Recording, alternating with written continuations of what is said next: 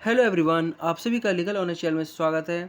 दोस्तों, आज हम जो हमारा जूरिस्प्रूडेंस का जो सब्जेक्ट है, जिसका पेपर दिल से बिल्कुल ही चेंज हो चुका है, क्योंकि 28 तारीख को पहला पेपर होगा और बैक टू बैक पेपर है। तो मैं जल्द से जल्द सारे सब्जेक्ट के नोट्स आप लोगों को उपलब्ध करा दूंगा।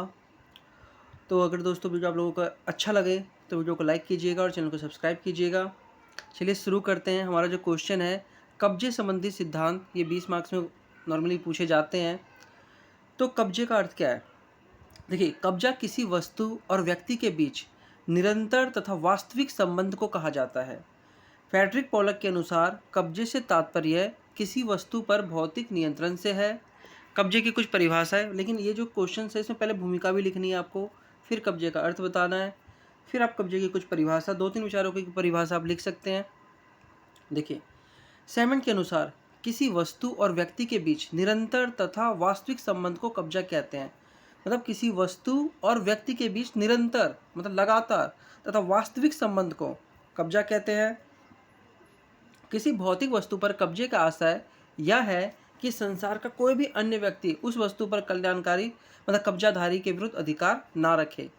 मतलब किसी भौतिक वस्तु पर कब्जे का आशय यह है कि संसार का कोई भी अन्य व्यक्ति उस वस्तु पर कब्जाधारी के विरुद्ध अधिकार ना रखे। सेवनी के अनुसार मूर्त कब्जे का सार तत्व यह है कि कब्जाधारी अपने भौतिक बल के आधार पर अन्य व्यक्तियों की कब्जाधीन वस्तुओं के उपयोग या उपभोग से वर्जित रखे। मतलब कोई दूसरा व्यक्ति उसका उपयोग नहीं कर सकता। अगर कोई चीज़ आपके कब्जे में तो आप ही का होगा, कोई दूसरा उसका प्रयोग नहीं कर सकता। जकरिया के अनुसार कब्जा किसी वस्तु तथा व्यक्तियों के बीच एक ऐसा संबंध है जो यह दर्शाता है कि वह व्यक्ति उस वस्तु को धारण करने का आशय तथा उसे वियन मतलब डिस्पोजल की क्षमता रखता है। अब कब्जे संबंधी सिद्धांत है। देखिए, सेवनी ने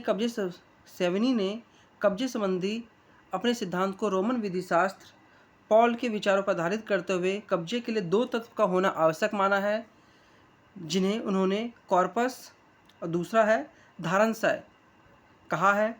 भौतिक तत्व कॉर्पस से सेवनी का आशय वस्तु पर भौतिक नियंत्रण से है, ठीक है, जबकि धारणशय एनिमस से अभिप्राय है वस्तु को धारण किए रहने की मानसिक इच्छा से है, ठीक है। तो इसकी आलोचना भी की गई है। आलोचना इस आधार पर की गई है कि इसके अंतर्गत कब्जे के लिए भौतिक मतलब वास्तविक नियंत्रण तथा धारण किए रहने की मानसिक इच्छा दोनों को आवश्यक माना गया है, जबकि अनेक परिस्थितियों में इन दोनों में से किसी एक या दोनों के लुप्त हो जाने पर कब्जा बना रहता है। उदाहरण, यदि कोई व्यक्ति अपना सामान कमरे में बंद करके कुछ दिनों के लिए बाहर चला जाता है तो उस समय उसका वास्तविक भौतिक नियंत्रण ना रहने पर भी विधि की दृष्टि में वह उसका कब्जाधारी बना रहेगा। तो इस वजह से इसकी आलोचना की गई थी। दूसरा है कब्जा संबंधी होम्स का सिद्धांत। जस्टिस होम के अनुसार कब्जा धारण करने के लिए व्यक्ति का कब्जे की विषय वस्तु से भौतिक संबंध होना चाहिए, ये भी भौतिक संबंध की बात करते हैं, तथा उसे धारण किए रहने की उसका आशय भी होना चाहिए।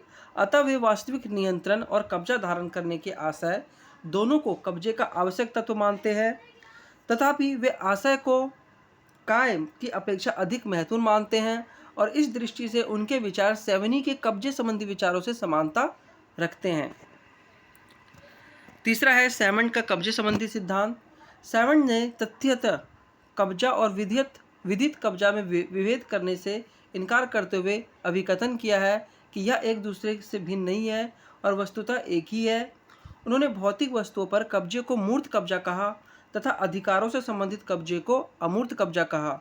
जरा उचित समझा, किसी वस्तु पर भौतिक कब्जे से उनका आशय था उस वस्तु के अनन्य उपयोग पर अपना हक निरंतर बनाए रखना, जिससे दो तत्व का होना अनिवार्य है। ये दो तत्व है वस्तुओं के भौतिक काय पर कब्जा तथा उसे धारण किए रहने की इच्छा, जिसे सैमंड ने धारणाशय कहा। कब्जा संबंधी कांट का सिद्धांत। इमैनुअल कांट का कथन है कि सभी व्यक्ति जन्म से स्वतंत्र एवं समान होते हैं। प्रत्येक व्यक्ति में इच्छा की स्वतंत्रता का भाव अनिवार्यता विद्यमान रहता है और कब्जा इसी इच्छा की अभिव्यक्ति का साकार रूप है। अतः किसी वस्तु को कब्जे में लेकर व्यक्ति उसे धारण करने की अपनी इच्छा को क्रियान्वित करता है। इसलिए हीगल ने कहा है कि कब्जा मानव की स्वतंत्र इच्छा की वस्तुनिष्ठ अनुभूति है। हॉलैंड का कब्जा संबंधी सिद्धांत। हॉलैंड की कब्जा संबंधी अवधारणा समाज की शांति व्यवस्था पर आधारित है। उनके अनुसार विधि द्वारा कब्जे को विधिक संरक्षण दिए जाने का मुख्य उद्देश्य है कि समाज में शांति व्यवस्था बनाए रखना। अंततः कब्जा किसी वस्तु पर व्यक्ति के वैधानिक अधिकार के प्रति आदर का प्रतीक है। यही कारण है कि अवैध कब्जाधारी के बजाय औचित्यपूर्ण कब्जाधारी को अपना कब्जा बनाए रखना अपेक्षाकृत सरल, सुगम एवं सुविधाजनक है। अब हियरिंग का कब्जा संबंधी सिद्धांत।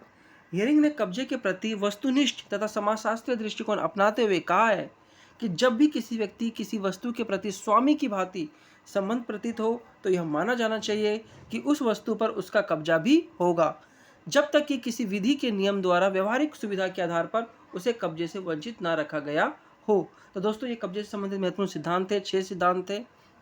शुरुआत के 2 तो बिल्कुल मिलते जुलते थे। तो दोस्तों, आपको ये सारे सिद्धांत इन विचारों के अनुसार याद करने हैं। अगर आपको वीडियो अच्छा लगे तो वीडियो को लाइक कीजिए, चैनल को सब्सक्राइब जरूर कीजिए ताकि मैं आपको जल्द से जल्द सारे सब्जेक्टों के नोट्स उपलब्ध करा सकूं। तो बाय दोस्तों।